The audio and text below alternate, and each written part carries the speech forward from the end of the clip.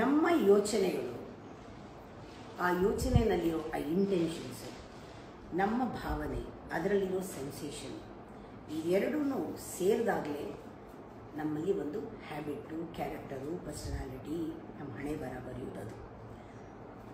ಅದರಿಂದ ಮೆಡಿಟೇಷನ್ ಮಾಡಿದಾಗ ನಾವು ಇಂಟೆನ್ಷನಲ್ ಥಾಟ್ ಏನಿದೆ ಅದನ್ನು ಪಕ್ಕಕ್ಕೆ ಹಾಕ್ತೀವಿ. Intuitional thought will work on our emotions. Any kind of emotion, negative or positive, will be transformed into bhakti, pure sattva. ಹಾಗೆ ಎಮೋಷನ್ನ ರಿಫೈನ್ ಮಾಡೋದಕ್ಕೆ ಇಂಟ್ಯೂಷನ್ನಲ್ಲಿ ನಮ್ಮ ಎಮೋಷನ್ ಪ್ಯೂರಿಫೈ ಆಗುತ್ತೆ.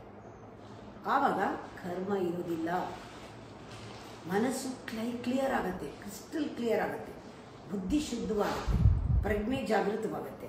ಅದರ ರಿಸಲ್ಟ್ ಇಮ್ಮಿಡಿಯೇಟ್ ಆಗಿ ಕಂಪ್ಲೀಟ್ಲಿ ಮೈಂಡ್ ಅನ್ನೋದು ಆತ್ಮದ ರಿಫ್ಲೆಕ್ಷನ್ ಆಗುತ್ತೆ.